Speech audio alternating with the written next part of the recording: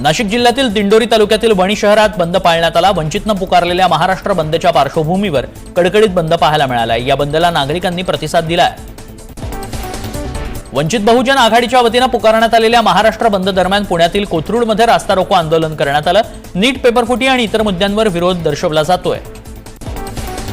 वंचित बहुजन आघाडीच्या वतीने ठाण्यातील इंदिरानगर परिसरात दुकानं बंद करण्यात आली। विद्यार्थ्यांच्या न्याय हक्कांसाठी वंचित आता रस्त्यावरती उतरली आहे। आंदोलनामुळे परिसरात तणावपूर्ण शांतता आहे। वंचित बहुजन आघाडीने पुकारलेल्या महाराष्ट्र बंदच्या पार्श्वभूमीवर विरार आणि वसई भागात पोलिसांनी धडक कारवाई केली आहे। महिला आघाडीच्या जिल्हाध्यक्ष गीता जाधव यांच्यासह अनेक कार्यकर्त्यांना पोलिसांनी ताब्यात घेतलंय। आंदोलनाच्या पार्श्वभूमीवर या भागात मोठा पोलीस बंदोबस्त तैनात करण्यात आलाय। छत्रपती संभाजीनगर शहरामध्ये महाराष्ट्र बंदला व्यापाऱ्यांचा प्रतिसाद मिळाला। वंचित बहुजन आघाडीकडून आज महाराष्ट्र बंदची हाक देण्यात आली।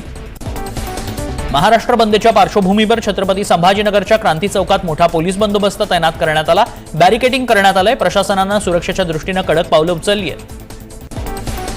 पेपरफुटी विरोधात आंदोलन करणाऱ्या तरुणांना 50 ग्रॅम ड्रग्ज ठेवून खोट्या केसमध्ये अडकवण्याची धमकी एका पोलीस कर्मचाऱ्यानं दिली आहे। संपूर्ण घटनेचा व्हिडिओ सोशल मीडियावर व्हायरल झालाय। मुख्यमंत्री देवेंद्र फडणवीसांनी सातारा जिल्ह्यातील फलटण इथं माजी खासदार रणजितसिंह नाईक निंबाळकरांच्या निवासस्थानी जाऊन आपला वाढदिवस साजरा केला। रणजितसिंह नाईक निंबाळकरांच्या कन्या इंदिरा राजे नाईक निंबाळकर यांनी मुख्यमंत्र्यांचं औक्षण करून त्यांचं स्वागत केलं। या प्रसंगी संपूर्ण नाईक निंबाळकर कुटुंब एकत्र आलं। अत्यंत आपुलकीच्या कौटुंबिक वातावरणात वाढदिवस साजरा झाल्यानं उपस्थितांसाठी तो क्षण अविस्मरणीय ठरला। भाजप नेते प्रमोद जठार यांनी भास्कर जाधवांना भाजपमध्ये येण्याची ऑफर दिली आहे। जठार हे जुने मित्र असल्यानं त्यांनी आदरापोटी हे विधान केलं असावं अशी स्पष्ट प्रतिक्रिया जाधवांनी दिली आहे। नाशिकच्या इगतपुरी तालुक्यात रात्रीपासून सुरू असलेल्या मुसळधार पावसानं जनजीवन पूर्णतः विस्कळीत झालंय। दारणा नदीवरील भावली धरणाकडे जाणारा मुख्य रस्ता पूल पुराच्या पाण्याखाली गेल्यानं वाहतूक पूर्णपणे बंद झाली आहे। यामुळे पिंपरी गाव, तारांगणपाडा आणि बोल्ली या दुर्गम परिसरातील नागरिकांचा संपर्क तुटलाय। पालघर जिल्ह्यात पावसामुळे रस्त्यांवर पाणी साचून जनजीवन पूर्णपणे विस्कळीत झालंय। अनेक गावांचा संपर्कही तुटलाय। बोईसर पालघर मार्गावरील सरावली इथं रस्त्यावर मोठ्या प्रमाणात पाणी आल्यानं मार्ग बंद झालाय।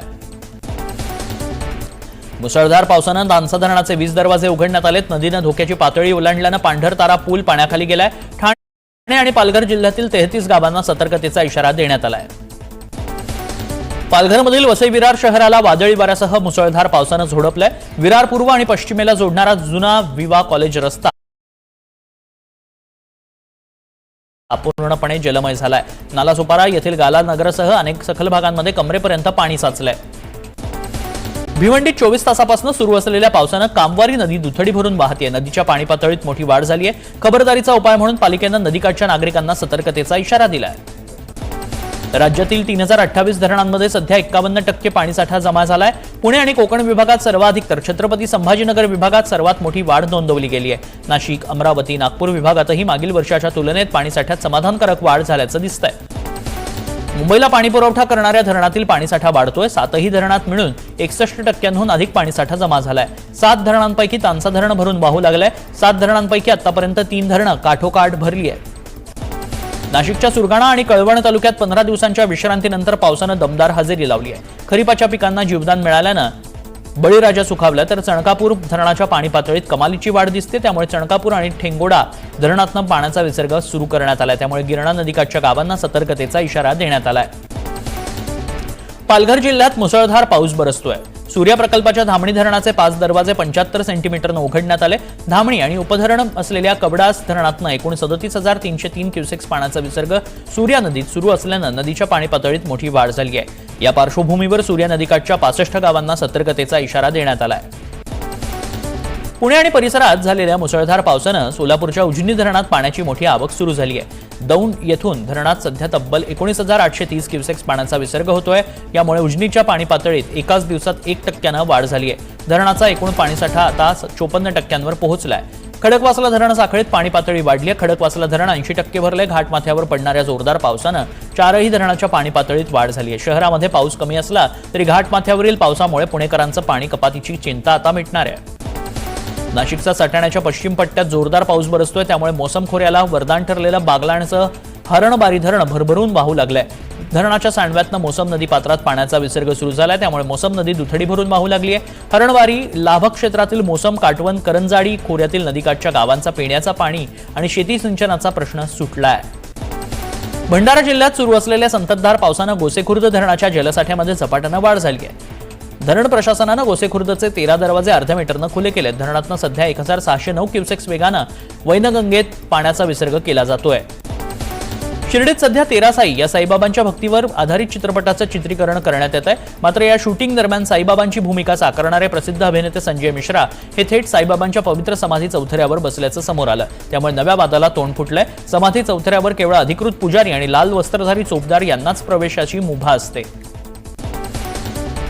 रुग्णालय मारहाण प्रकरणातील नगरसेवक रमेश म्हात्रेंनी वाढतं वय आणि मूत्रपिंडाच्या आजाराचा दाखला देत जामिनाची मागणी केली आहे. मात्र हल्ला करताना म्हात्रे 25 वर्षांच्या तरुणापेक्षाही उत्साही दिसत होता असा टोला लगावून आणखी काही काळ तुरुंगातच राहू दे असं न्यायालयानं म्हटलंय.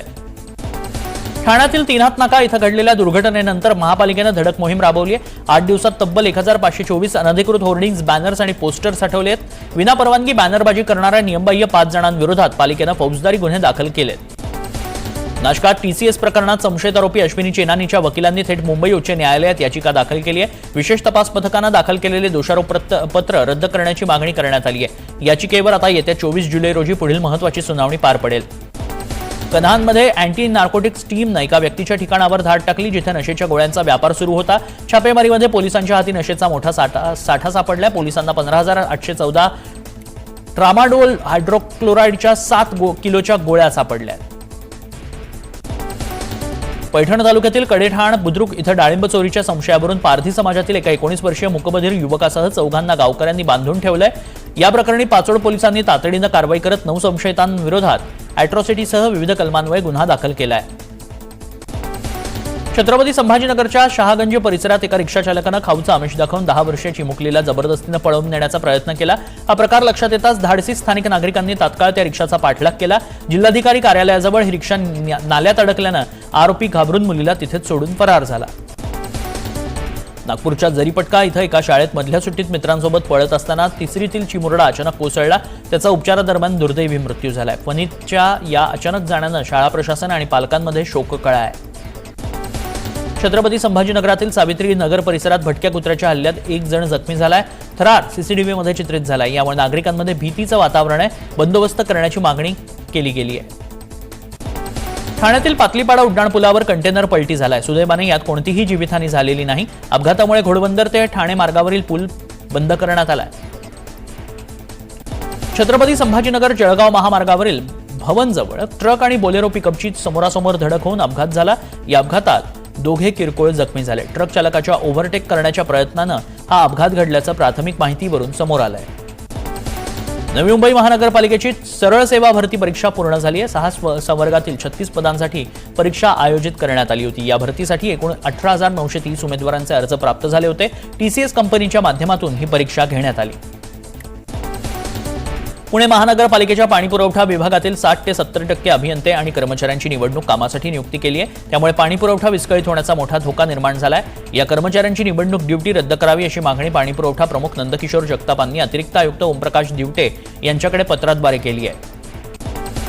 राज्यात बनावट आणि भेसळयुक्त दुधाची विक्री रोखण्यासाठी अन्न आणि औषध प्रशासनानं नवी नियमावली जाहीर केली आहे. दुधात पाणी किंवा रासायनिक पदार्थांची भेसळ आढळल्यास 10 लाख रुपयांपर्यंतचा दंड आकारला जाईल.